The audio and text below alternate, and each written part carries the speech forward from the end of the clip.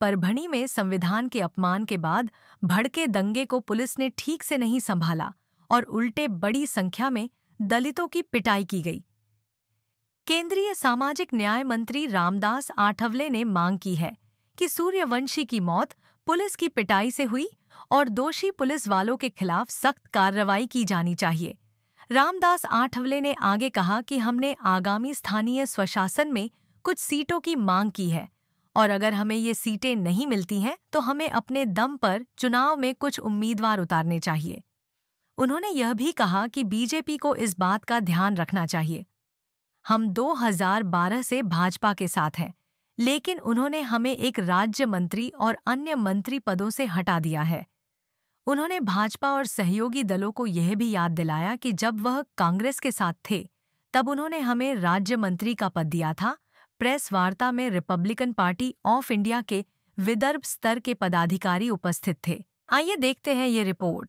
परभणी मामले में जिस तरह सोमनाथ सूर्यवंशी की हत्या ही हुई है या पुलिस के मारहाण में उसका मृत्यु हो गया है, तो माननीय राज्य सरकार माननीय देवेंद्र फडणवीस जी को मेरा अपील है कि इसकी जल्दी जल्दी इंक्वायरी होना चाहिए और संविधान का अपमान होने के बाद उधरे करने वाले जो नौजवान लोग हैं, जो स्टूडेंट है, ऐसे लोगों को पुलिस ने इतना गुस्सा उतारकर मारना ठीक नहीं है। ये बहुत बड़ा गुनाह है और ऐसे पुलिस को पुलिस खाते में रखने के लायक वो नहीं है।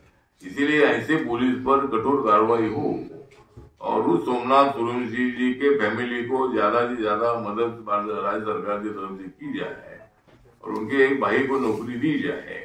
एक हमारी इसके संबंध में मांग है और जल्दी जल्दी उस पुलिसों पर जो पुलिस जिम्मेदार है उनके ऊपर कारवाई होनी चाहिए। आमची मागणी गांभीर्यानेच आहे। मी तिथं पहिल्यांदा तर मी जाऊन आलोच होतो 13 तारखेला 10ला घटना घडल्यानंतर आपल्या संविधानाचा अपमान झाल्यानंतर। नंतर मी गेल्या आठवड्यात जाऊन आलो आणि सोमनाथ यांच्या आईला त्यांच्या भावांना भेटलो, तिथल्या कार्यकर्त्यांना भेटलो, त्या ठिकाणी महिलांचं उपोषण चाललं होतं त्यांना भेटून आलो आणि माननीय देवेंद्र फडणवीस साहेबांनी विधानसभेमध्ये पोलिसांच्या माहितीवर सांगितलं होतं की तो जो संविधानाचा अपमान करणारा माती ब्युरो आहे, पण तो माती ब्युरो अजिबात नाही आहे, तो जमीनदार आहे, तो किराणा मालाचं दुकान चालवतो आणि तो अजिबात माती ब्युरो नाही। आणि जो सोमनाथचा जो मृत्यू आहे तो हार्ट अटॅकने झाला असं पोलिसांनी अफवा पसरवली, पण तसं झालेलं नाही आहे। नंतर जो पोस्टमार्टमचा रिपोर्ट आलेला आहे किंवा जो बॉडी बघितलेली आहे त्याच्यावर मारलेल्या खुणा आहे। एवढी बेशूट रागाने मारहाण करणं हे अत्यंत अयोग्य आहे।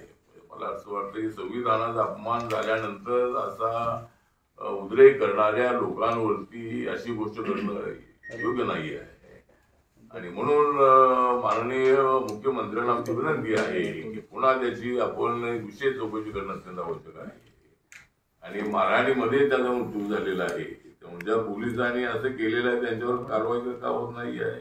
एवढे दिवस होत आले तरी कारवाई होत नाही, त्यामुळे कारवाई झालीच पाहिजे अशी आमची मागणी आहे। इलेक्शन 1 इलेक्शन ही पद्धत 26 जानेवारी 50ला संविधान लागू केल्यानंतर हीच पद्धती देशामध्ये राबवायची असा कायदेशीर संविधानामध्ये तरतूद आहे आणि 1952ची पहिली निवडणूक, 57ची, 62ची, 67ची, 72ची अशा 4-5 या निवडणुका आहेत।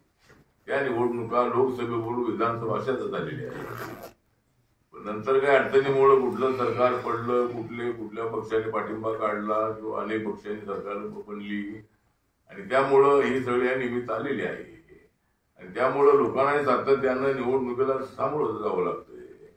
पुन्हा त्यामध्ये सरकारचा पैसा त्यामध्ये खर्च होतो आहे, मनुष्यबळ, पोलीस बळ त्यामध्ये विनाकारण वेळ जातो आहे।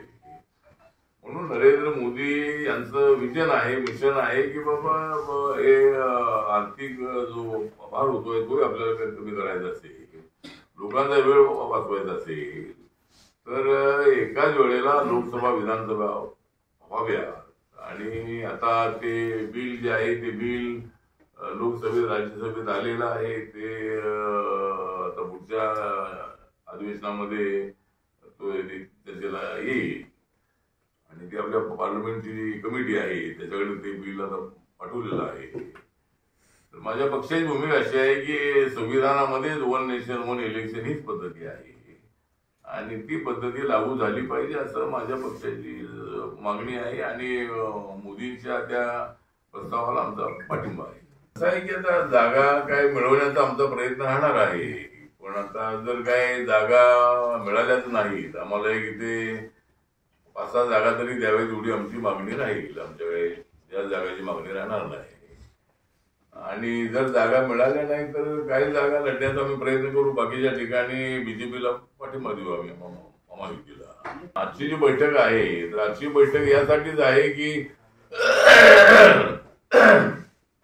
येणाऱ्या महानगरपालिका नागपूर आणि अमरावती नंतर ज्या नगरपालिका आहे, जिल्हा परिषद आणि पंचायत समिती आहे, त्या ठिकाणी आपले उमेदवार तयार ठेवावे आणि सर्व जिल्ह्यातल्या बीजेपीच्या अध्यक्षांशी बोलावं आणि वरती मी माननीय देवेंद्र फडणवीस यांच्याशी बोलणार आहे, बावनकुळे साहेब अध्यक्ष आहेत त्यांच्याशी बोलणार आहे आणि तशी बोलणी अगोदर निवडणुकीच्या पूर्वी झालेली आहे की विधानसभेनंतर ज्या निवडणुका होतील स्थानिक स्वराज्य संस्थांच्या त्याच्यामध्ये RBIला सोबत ठेवा असं ते म्हणालेले आहे. आता शिवसेना आणि राष्ट्रवादी त्यांच्यासोबत राहणार आहे की नाही मला माहीत नाही आहे.